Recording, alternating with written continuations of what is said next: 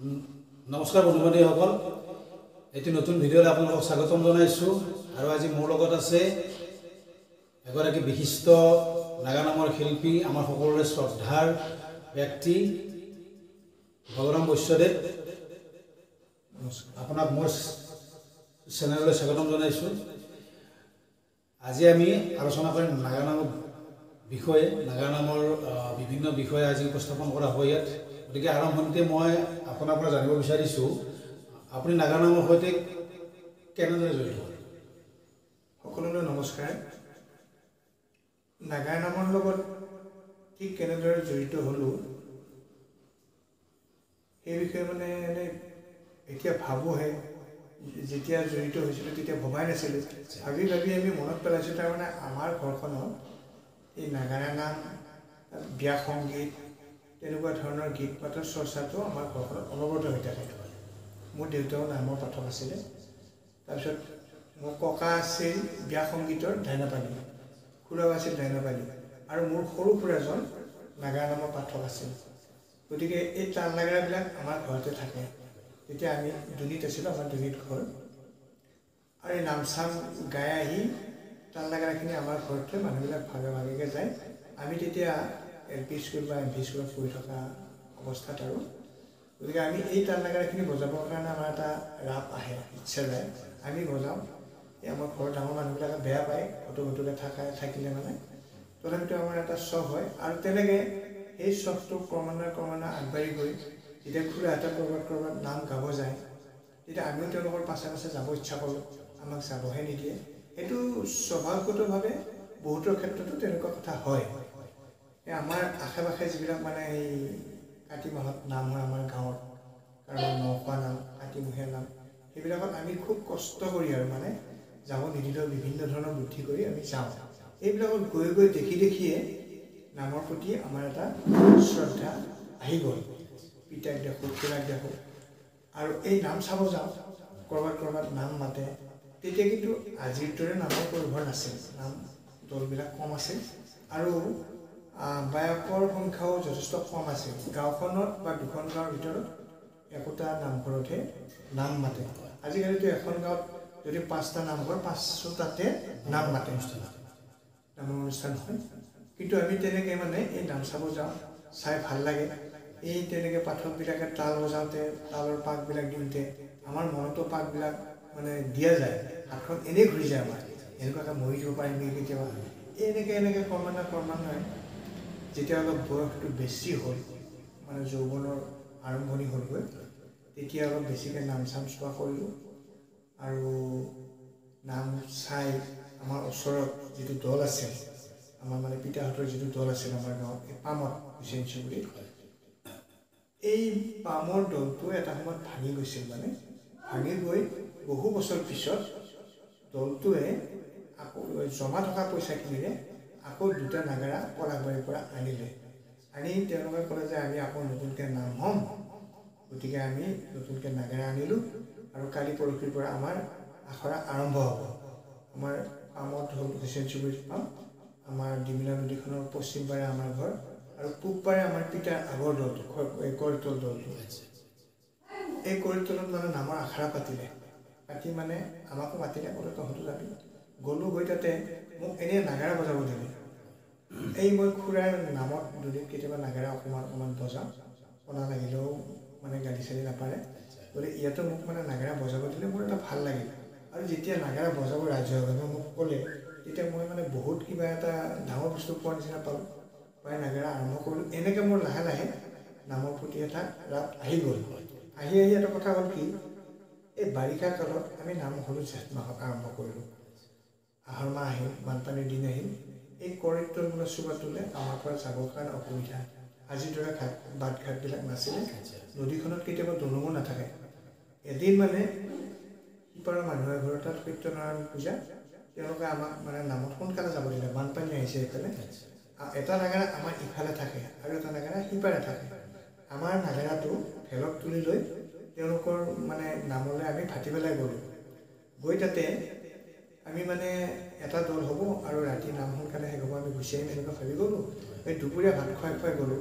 তাতোতো মানে সেই আৰু এটা দল মাতিছে কাৰোবাক, আমাৰো দলটো অলপমান জানাই নাজানাই আৰু এটা দল মাতিছে এনেকৈ তাতে এই দুটা দল হওঁতে গোটেই ৰাতিটো আমি মানে নাম গাবলগীয়া হ'ল আমাৰ পাঠকে মানে মই নাগলোহে পাঠক আছিল চম্পাৰাম কৰোঁতে তেওঁ নাম দিলে মই নাগেৰা বজালোঁ এনেকৈ আমি এই ভাতটা নোখোৱাকৈ গোটেই ৰাতিটো আমাৰ কষ্টেৰে ৰাতিটো আমি পাৰ কৰিলোঁ আৰু নাম গাই ইফালে বানপানী ৰাতিপুৱা আমি আহি সিদ্ধান্ত কৰিলোঁ যে ইমান কষ্ট কৰি কৰি তাত আৰু আমি নাম গাব নাযাওঁ আমি এটা সুকীয়াকৈ দল হওঁ এইবুলি আমাৰ গাঁৱৰ সিমূৰে শিৱাঝাৰৰ পৰা অহা মানুহখিনিৰ এটা দল আছিল আমি আৰু তেখেতসকল লগ হৈ এটা সুকীয়াকৈ দল আমি 70 চনত আৰম্ভ কৰিলোঁ কৰি সেই জয়যাত্ৰাতে আমি 3টামান নাম মানে লৈ মোক পাঠক হ'ব দিলে ৰাইজে তোমাক এই 3টা নাম দিলোঁ তুমি মুখস্থ কৰি মানে নামৰ পাঠক হোৱা তুমি নাম নাগেৰা বজোৱাটো বাদ দিয়া নাগেৰা বজোৱাৰ দায়িত্ব দিলে আমাৰ ভাইটিক আৰু মই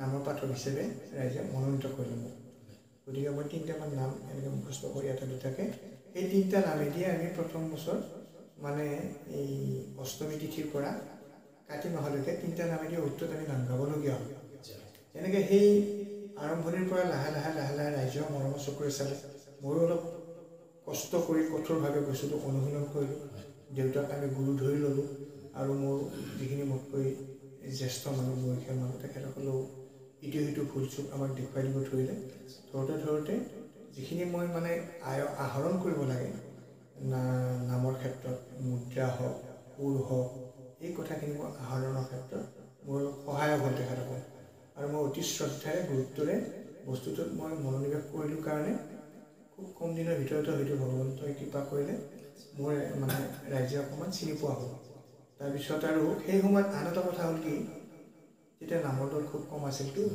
আৰু ল'ৰা মানুহে কম বয়সীয়াল মানুহে নাম নাগাইছিল আমাৰ দেউতাহঁতৰ দিনলৈকে বয়সীয়াল মানুহবিলাকে নাম গাইছিল আমি যিহেতু কম বয়সতে নামৰ পাঠক হ'লোঁ গতিকে ৰাইজে আমাক অকণমান বেলেগ দৃষ্টিৰে চালে যুৱ পাঠক হিচাপে গতিকে তেনেকৈ আমাৰ এই ৰাইজৰ লগত পৰিচয়টো বেছিকৈ হ'ল আৰু তেনেকৈ মই নামত সোমাই পৰিলোঁ সেইটো কিমান চনৰ কথা 70 চনৰ কথা বঢ়িয়া এই 70 চনৰ পৰা এতিয়ালৈকে ইফালে 30 বছৰ ইফালে 24 বছৰ 54 বছৰ 54 বছৰ আপুনি নাম পৰিৱেশন কৰিলে 54 বছৰ মই নামৰ লগত জড়িত হৈ আছোঁ কাৰণ মোৰ বিভিন্ন দুৰ্ভাগ্যবশতই হওক কিবা কিবি কাৰণত পৰি মই নাম নিজে পৰিৱেশন কৰাটো এৰি দিবলগীয়া হৈছে কিন্তু মই সংঘ বা নাগেৰা নামৰ লগত যিটো সম্পৰ্ক সেইটো মই চেক কৰা নাই সেইখিনি কথা পাতিম সংঘৰ বিষয়ে যেতিয়া আপুনি ইমান বছৰে নাগেৰা নামৰ সৈতে জড়িত হৈ আছে আপুনি নাম পৰিৱেশন কৰিলে বা নাগেৰা নাম সংঘৰ সৈতে জড়িত হৈ আছে গতিকে আপোনাৰ যি অভিজ্ঞতা সেই অভিজ্ঞতাৰে আপুনি কিবা নাম আগতে অভিযোজন কৰিছিল নেকি নাম মানে এই পাঠক হোৱাৰ 2য় বছৰমানৰ পৰা এই এটা অভ্যাস হ'ল কি মানে কোনোবাটো দিহা অকণমান নিজে ভাল পাব নেকি গাইছে এনেকুৱা বুলি ভাবি এই লোকগীত হওক বা ক'ৰবাত কিবা শুনাই হওক বা নিজৰ অকণমান কিবা সৃষ্টিয়ে হওক সেইখিনি সংযোজন কৰি মানে দুটা এটা দিহা কাৰোবাৰ নামত সেইটো মই অপৰাধে কৰিছিলোঁ আচলতে গুৰুস্থানীয় কোনোবাজন ব্যক্তিয়ে নাম লিখিছে তাতে আকৌ মই ৰহনশালী আৰু অলপ ভাল হওক বুলি মই এটা ব্যৱস্থা কৰিছিলোঁ গতিকে তেনেকৈ মই আৰম্ভণিটো নাম লিখাৰ যিটো প্ৰথম প্ৰৱণতা সেইটো মোৰ তেনেকৈ আৰম্ভ হ'ল আৰু পিছলৈ গৈ 2 বছৰমান যোৱাৰ পিছত প্ৰথমতে মই এই নাম লিখাৰ এটা ভাবিলোঁ যে নাম লিখি চাওঁ যদি ভুল হয় এইটো বেলেগ কথা কিন্তু লিখি চাওঁ এইবুলি আমি 2জনমান মানুহ লগ হৈ এজন আমাৰ দলটোৰ মেনেজাৰ পুৰণ চন্দ্ৰ চহৰীয়া তেখেতৰ নামৰ পাঠক আছিলে আৰু এজন আমাৰ সভাপতি আছিলে গজেন্দ্ৰ নাথ কলিতা এই নাগেৰা নামৰ সভাপতি আছিলে দলটোৰ আৰু এজন পুৰণি পাঠক আছিল চন্দীনাথ কলিতা বুলি তেখেতো মানে নামৰ পাঠক আছিলে সময়ত আমি এই গোটেইকেইজন বহি এই পুৰণ চহৰীয়া মেনেজাৰৰ ঘৰত সন্ধিয়া এই দুটা এটা নাম মানে লিখিবৰ কাৰণে আমি চেষ্টা কৰিছোঁ সেই লিখিব লোৱা নামবিলাকৰ ভিতৰত আছিল প্ৰথম বব্ৰু বাহনৰ নাম প্ৰভু বাহনৰ নামটো বৰ জুৰি নাম আছিল গতিকে গালাগালি মানে দিহাবিলাক আছিল গতিকে মানে গালাগালি দিহা থাকিলে অলপমান গাই ভাল লাগে সেইকাৰণে আমি সেই নামটো প্ৰথম সম্পাদনা কৰিছিলোঁ লিখক কোনোবা কিন্তু আমি বেছিখিনিয়ে আমি অংশ লৈছিলোঁ আৰু তাৰপিছত মোৰ নিজস্বভাৱে কীৰ্তনৰ শ্যামন্ত হৰণৰ নামটো মই প্ৰথম সম্পাদনা কৰিছোঁ। মানুহে নাম লিখা বুলি কয়, আচলতে মই লিখা বুলি ক'ব নোখোজোঁ এইকাৰণে, কাৰণ গুৰুসকলে, পণ্ডিতসকলে, ঋষিমুনিসকলে শাস্ত্ৰত কাহিনীবিলাক দি থৈ গৈছে, ৰচনা কৰি থৈ গৈছে পদটোত। আমি সেই পদৰ পৰা দিহা সৃষ্টি কৰি অকণমান প্ৰয়োজন সাপেক্ষে পদ ইফাল সিফাল কৰি মূলতঃ সম্পাদনাৰে আমি নামটো সজাই লওঁ। গতিকে মই প্ৰথম সম্পাদনা কৰা নামটো হৈছিল শ্যামন্ত হৰণ কীৰ্তনত। আৰু তাৰপিছত মই কিছু বছৰ পিছত কিন্তু দেই, এই 10 বছৰমান পিছত হৰমোহন নামটো লিখিছিলোঁ মানে সম্পাদনা কৰিছিলোঁ। আৰু এই দুয়োটা নাম কীৰ্তনৰ সম্পূৰ্ণ পদেৰে। এতিয়া আমাৰ কিছুমান লিখকে কীৰ্তনৰ নাম বা অন্য নাম লিখে, আৰু বিশেষকৈ কীৰ্তনৰ নামো নিজে নিজে পদ কিছুমান সাজি দিহাটো সাজে, বাৰু পদৰো কিছুমান সৃষ্টি কৰি কীৰ্তনৰ নামবিলাক লিখে। মই সেইটো কথা এক প্ৰকাৰ মোৰ মনে সেইটো কথা মানি আজিও ল'ব নোখোজে যে কীৰ্তনৰ পদখিনি গুৰুজনাই যেনেকৈ প্ৰয়োজন তেনেকৈ লিখিছে, তাত আকৌ আমি নতুনকৈ তেখেতে লিখাৰ পদ নিজৰ লিখিবৰ কাৰণে প্ৰয়োজন বোধ নকৰি মই দুয়োটা নামতে সম্পূৰ্ণ শুদ্ধ পদখিনি আৰু কীৰ্তনত থকা পদখিনিৰে এই দুয়োটা নাম সজাইছিলোঁ। এটা হ'ল হৰমোহন, আনটো হ'ল শ্যামন্ত হৰণ। তাৰপিছত মই শংকৰৱধ বা কুজিৰ বাঞ্ছাপুৰণ, প্ৰহ্লাদ চৰিত, ইটো নামৰ অলপ কিবা আংশিক সম্পাদনা সৰু সুৰাকৈ কৰিছোঁ, কিন্তু সেইবিলাকৰ আচল ৰচনা বেলেগ বেলেগ। আৰু মই অন্য শাস্ত্ৰত মই দুটা নাম লিখিছোঁ, বহুত নহয় আৰু 25-26টামান হ'ব, এনেকৈ লিখিছোঁ। অতি সুন্দৰ, ভাল লাগিলে কথাখিনি। এই আমাৰ যি নাগা নামৰ বিষয়ে আপুনি মানে যিবোৰ মানে আমি সচৰাচৰ অভিযোজনা কৰা বুলি কওঁ, আপুনি ক'লে সম্পাদনা। এতিয়া অভিযোজনা শব্দটো শুদ্ধ হ'ব নাগা নামৰ ক্ষেত্ৰত, না সম্পাদনা মানে শব্দটো শুদ্ধ? এতিয়া সম্পাদনা শব্দটো মই ব্যৱহাৰ কৰা হয়। মই ব্যৱহাৰ কৰিছোঁ যেতিয়া মই সম্পাদনাকে ভাল পাওঁ বুলি ক'ব লাগিব।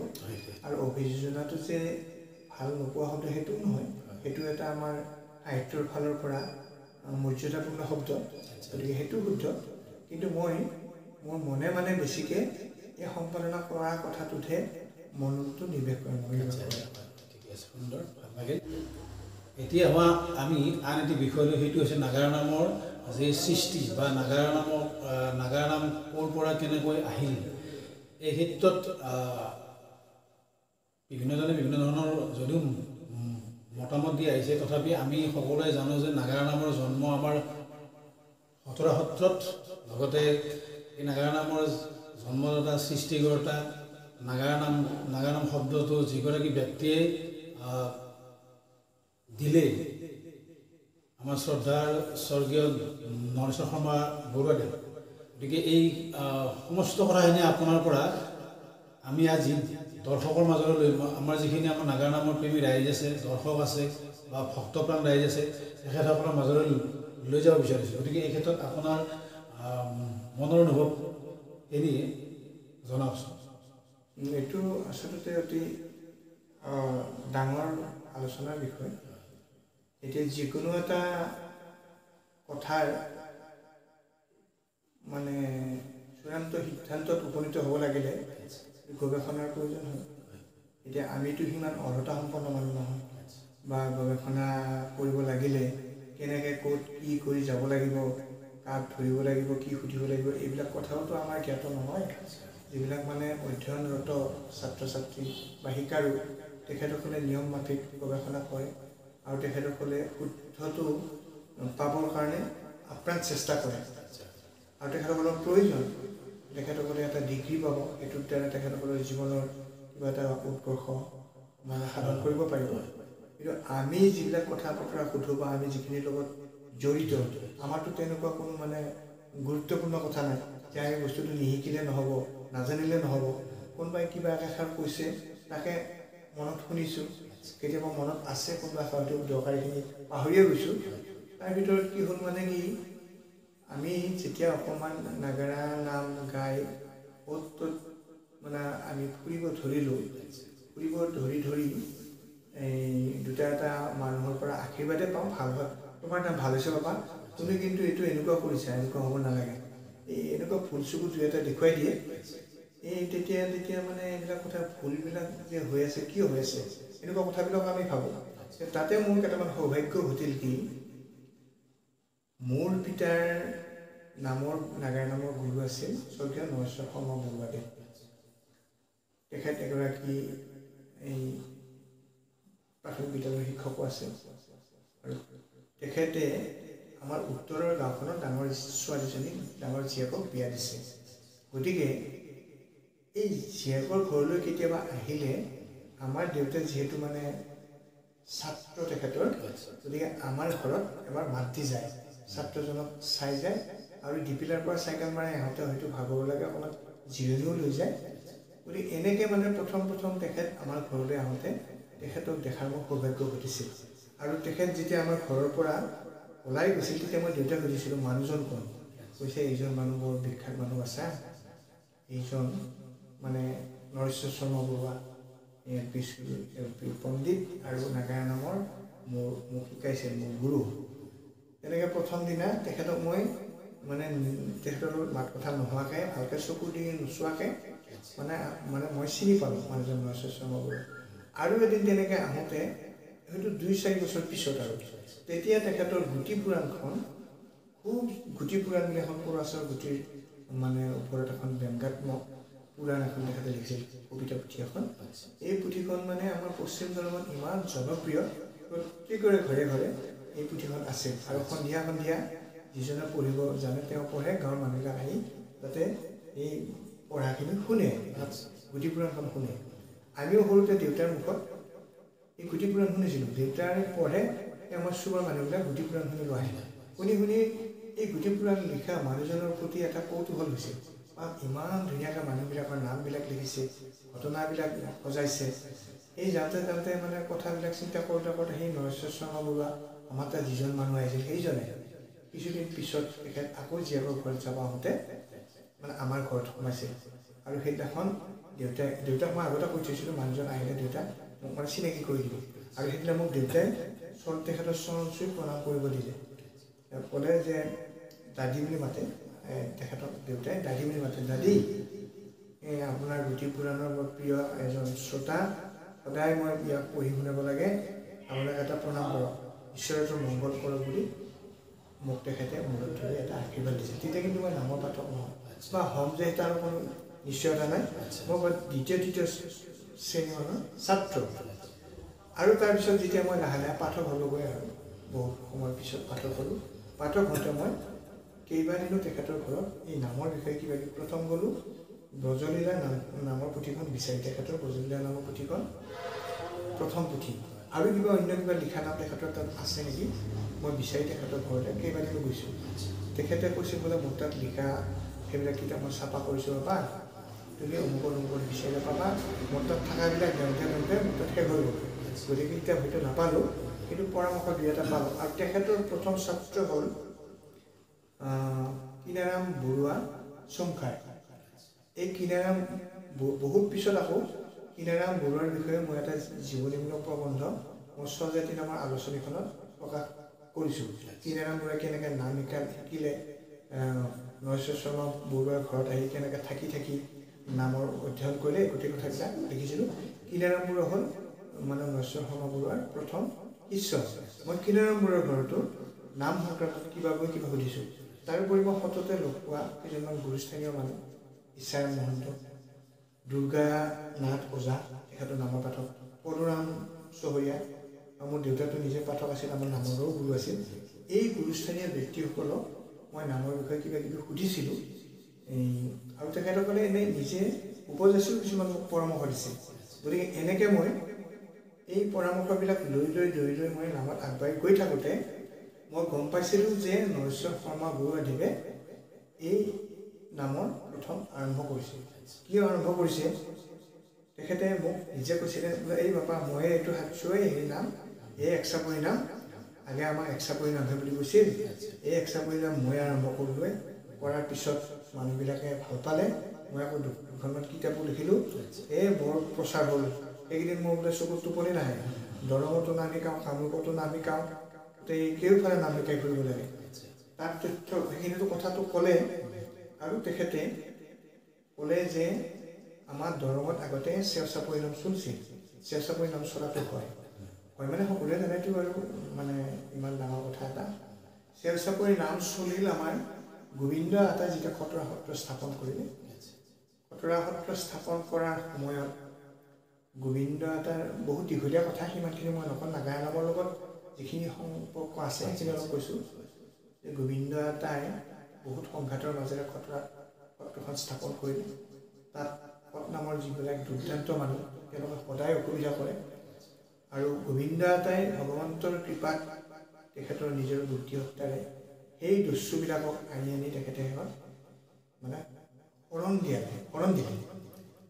আৰু এই শৰণ দিয়া বা নৃত্য নাম প্ৰসংগ কৰা সময়তে গোবিন্দ আতাৰ এজন ভক্ত পৰম ভক্ত আছিল কৃষ্ণ ডেকা বুলি এই সত্ৰৰ পৰা পশ্চিমে অকণমান পশ্চিমত তেখেতৰ মানে ঘৰ আছিল এই কৃষ্ণ ডেকাক ক'ত দেখি নাজানো ক'ৰবাত দেখিয়ে নে নিজৰ মনতে চিন্তা হ'ল এযোৰ কাঠৰ নাগৰা সাজি এই গোবিন্দ আতাই গাই থকা প্ৰসংগ প্ৰণালীৰ লগত এই কাঠৰ নাগৰাযোৰ তেওঁ সংগত কৰিব ধৰিলে মানে নাগৰা বজাই আৰু সম্পূৰ্ণ নাগৰা এটা কাঠৰ নাগৰা কিন্তু এতিয়া কাঠৰ নাগৰা সেইযোৰে যে প্ৰথম নাগৰা এইটো আমি নকওঁ কাৰণ কিয় নকওঁ বিভিন্ন ঠাইত নাগৰা জাতীয় বাদ্য বা নাগাৰা আগতে আছিল বুলি আমি কিতাপ পত্ৰবিলাকত পাইছোঁ কাৰণ এতিয়া আমাৰ য'ত হিন্দু সংস্কৃতি নাই অন্য সংস্কৃতি আছে তাতো আমি কাঠৰ নাগৰা দেখি আহিছোঁ যেনে আমাৰ ওচৰতে থকা চেৰাপুঞ্জীত আমি নাগৰা দেখি আহিছোঁ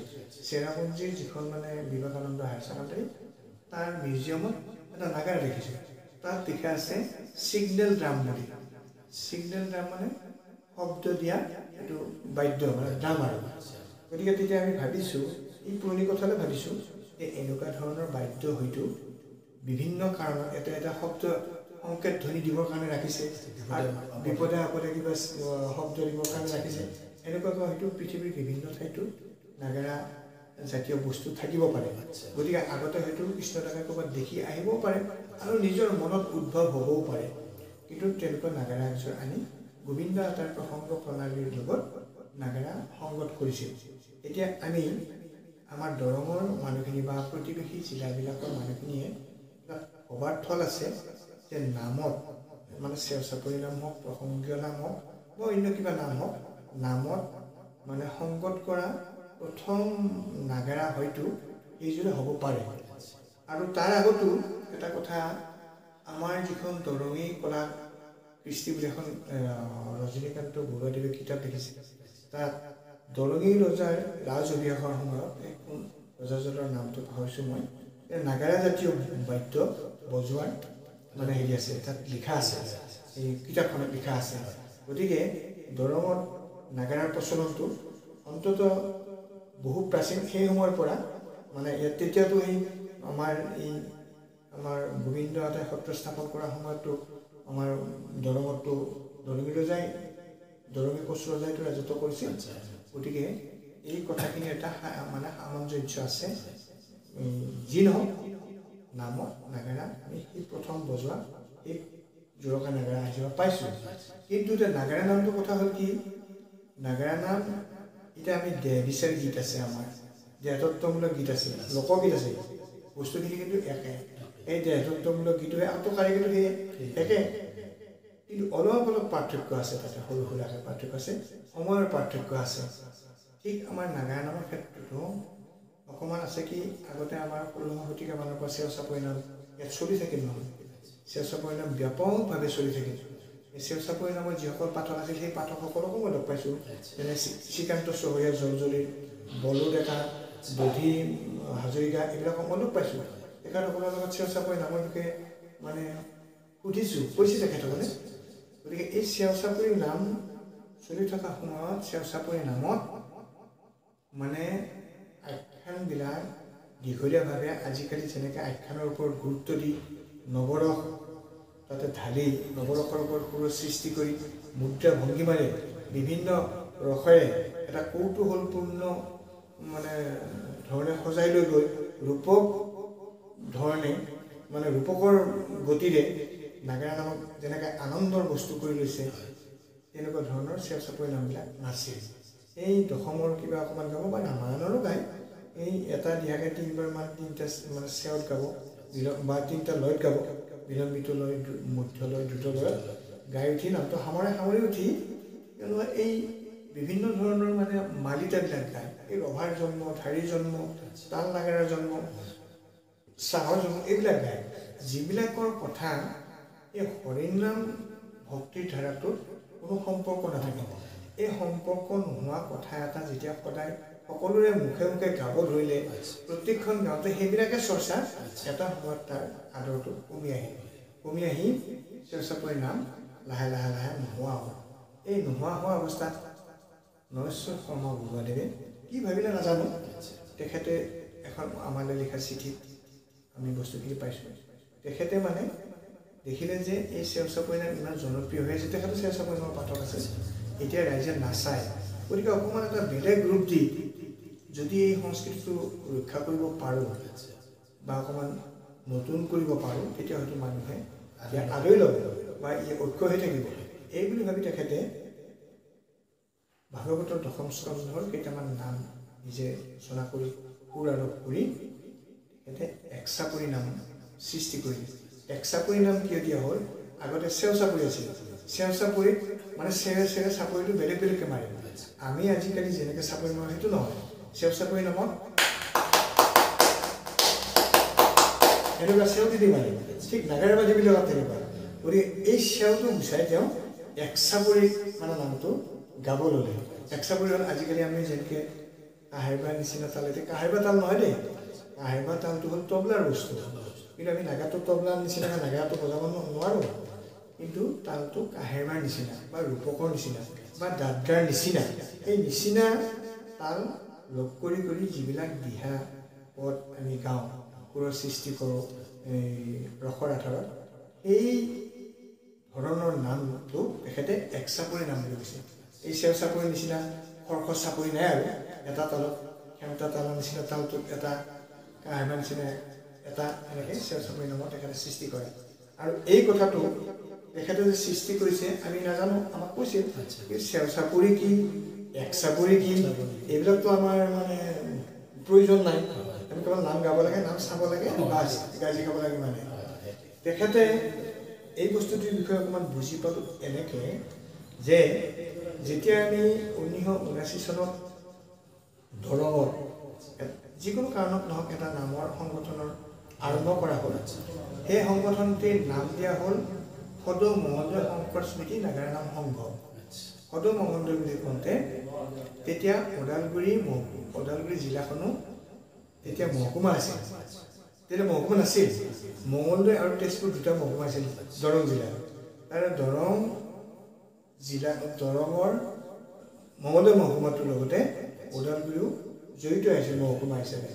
তাৰপিছত মহকুমা দুটা হ'ল, মঙলদৈ আৰু ওদালগুৰি, তাৰপিছত জিলাই দুখন হ'ল, ওদালগুৰি জিলা আৰু মঙলদৈ জিলা, দৰং জিলা।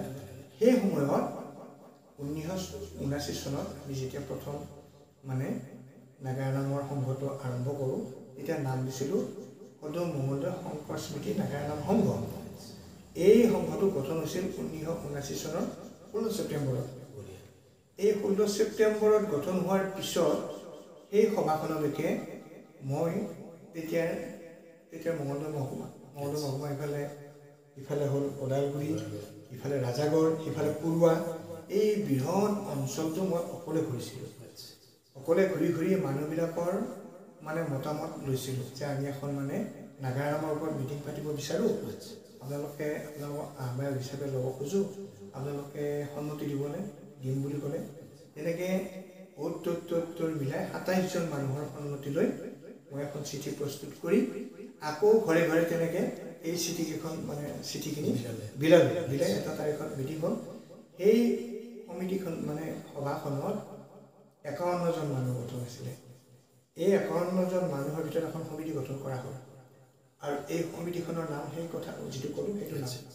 আৰু সেই সমিতিখনৰ প্ৰথম সভাপতি হ'ল স্বৰ্গীয় পদুৰাম ডেকা, লিখিছিল তেখেত পদুৰাম ডেকাদেৱ সভাপতি হ'ল, আৰু সম্পাদক হ'ল প্ৰদীপ কুমাৰ কলিতা।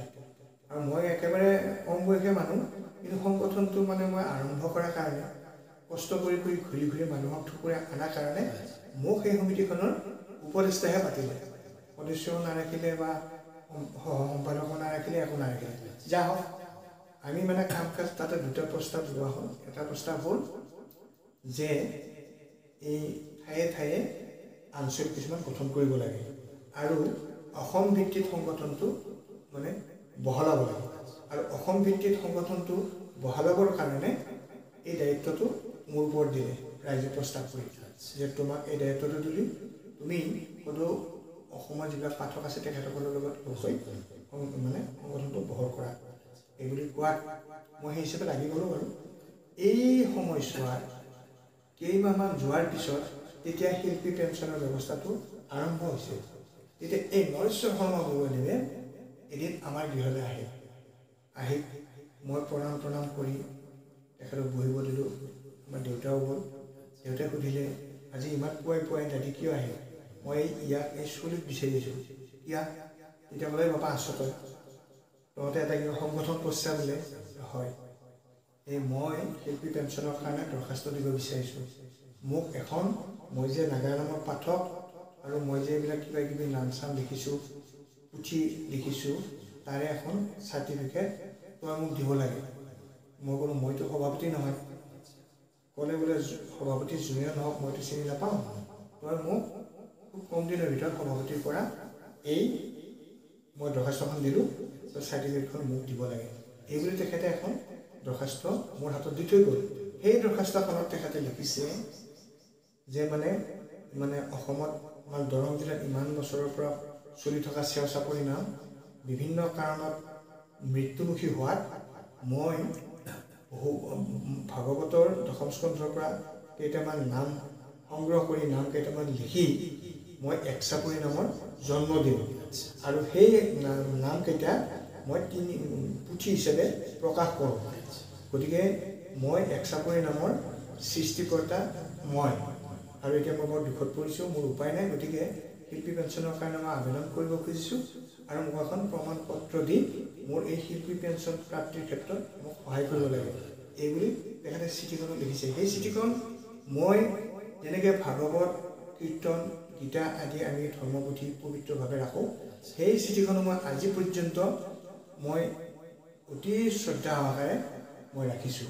আৰু তাৰ ফটোষ্টেট কপিবিলাক কাৰোবাৰ মই দিছোঁ, বহুত ফটোষ্টেট কপি দিছোঁ। আৰু মই এইবাৰ যিখন কিতাপ লিখিছোঁ, নাগাৰা নামৰ চমু ৰূপৰেখা, এই কিতাপখনৰ প্ৰথম পৃষ্ঠাতে তেখেতে নিজে হাতে লেখা এই চিঠিখন মই ছপা কৰিছোঁ। আৰু আখৰ কিছুমান চিনি নোপোৱা হৈছে, সেইকাৰণে চিঠিখনৰ এই মানে আচল কথাখিনি আকৌ মই উল্টা পিঠিত শুদ্ধকৈ লিখিছোঁ, যিবিলাক এতিয়া মানে চিঠিখন চিৰদিন জীয়াই থাকিব। তেখেতে নিজে লিখা চিঠিখন যদিও মই মানে হেৰি কৰি থৈছোঁ, এইটো কি বুলি কয়, মানে লেমিনেশ্যন কৰি থৈছোঁ, তথাপিতো কিন্তু বেয়া হ'ব পাৰে, কিন্তু এই প্ৰিণ্ট কৰা কথাখিনি কেতিয়াও বেয়া নহয়, স্থায়ীভাৱে মই ৰক্ষা কৰিছোঁ।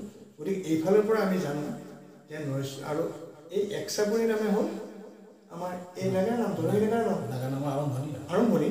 গতিকে সেই ক্ষেত্ৰত যিহেতু তেখেতে নিজে লিখা মানে সাক্ষী আমাৰ হাতত আছে আৰু তেনেকুৱাকৈ লিখি আজিলৈকে সাক্ষী দিব পৰা মানুহ কাকো আমি বিচাৰি পোৱা নাই। সেই ক্ষেত্ৰত এজন মানুহৰ সৃষ্টি কৰা মানুহ এজন আমি বিচাৰি পাইছোঁ। সেইজন মানুহক আমি প্ৰণাম কৰি শ্ৰদ্ধা কৰি তেখেতটো জীয়াই থকা নাই, সেই মৃত আত্মাটো শান্তি পাক বুলি আমি দৰং ওদালগুৰি জিলাই তেখেতক এটা সন্মান জনাইছোঁ নাগাৰা নামৰ জনক বুলি।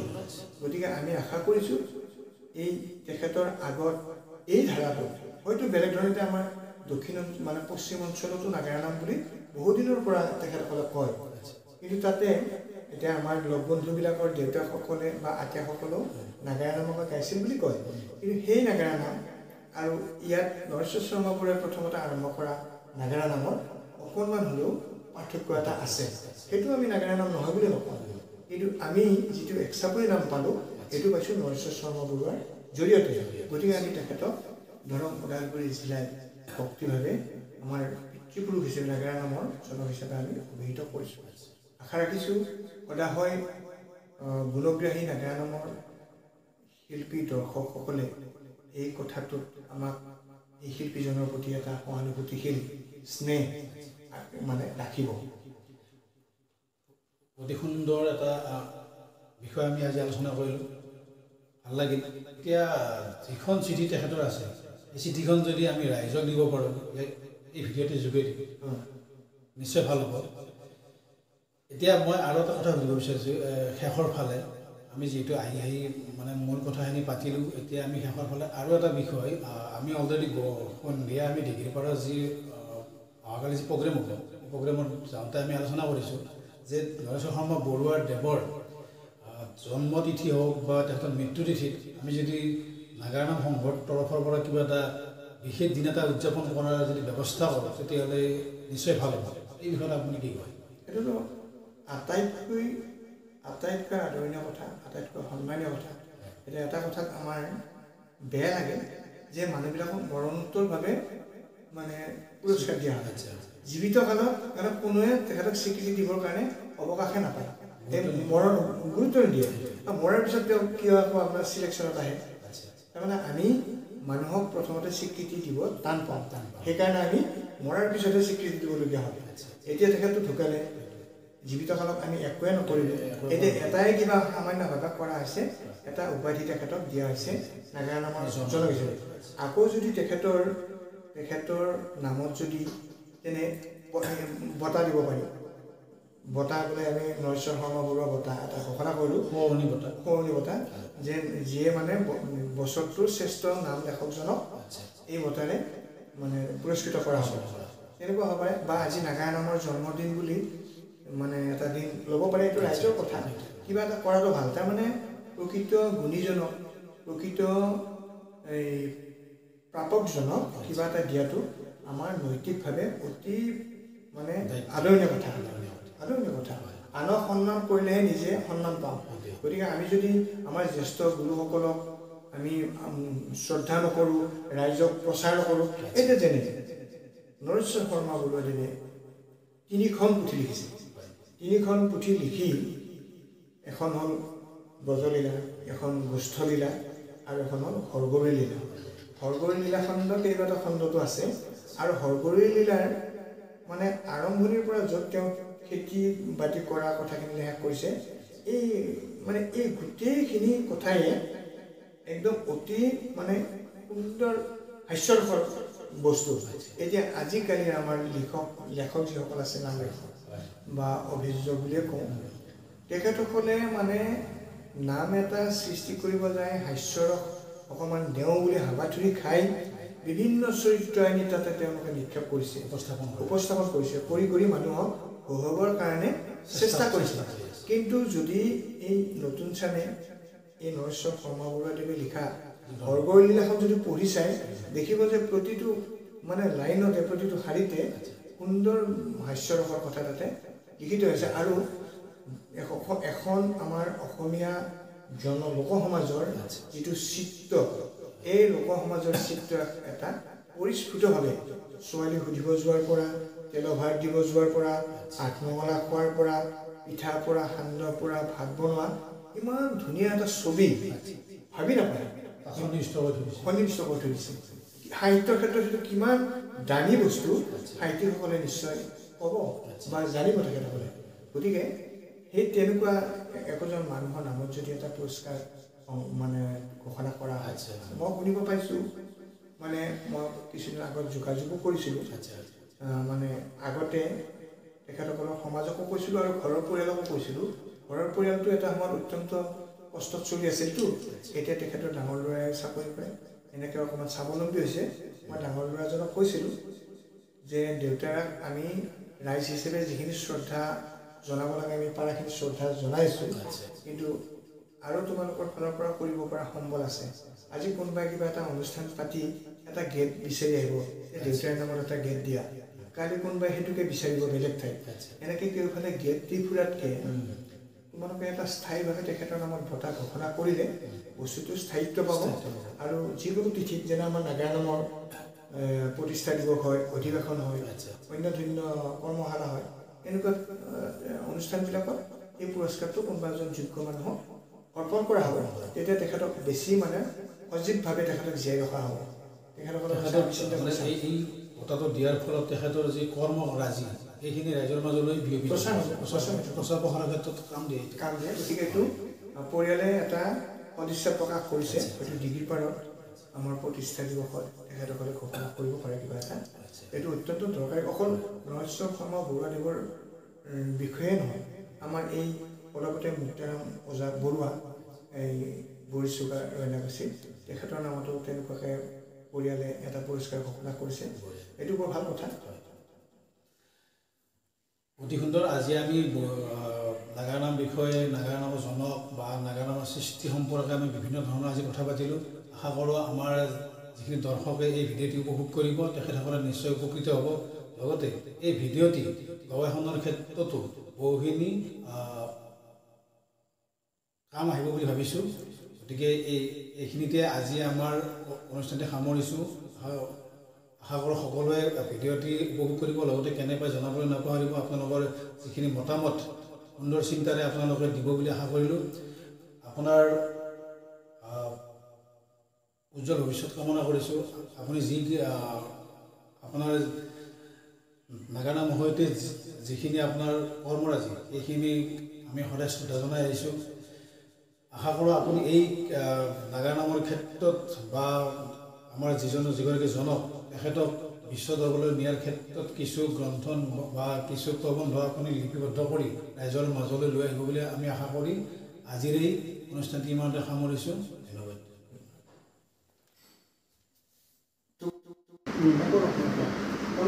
নাই, তাৰপিছত নাই মানে এইখিনি আছে, কিন্তু ৰস নাই। কিন্তু ৰস থকা আৰু সৃষ্টি মানুহ ইজনে মাত্ৰ গম পোৱা। এইটো লৈ বিতৰ্ক হৈ আছে আৰু দিবা লাগিব হে, এইটোক লৈ বিতৰ্ক হৈ আছে, দিবা লাগিব, সংঘাত আহিব। আহিলে এখন সমাধান আমি কিন্তু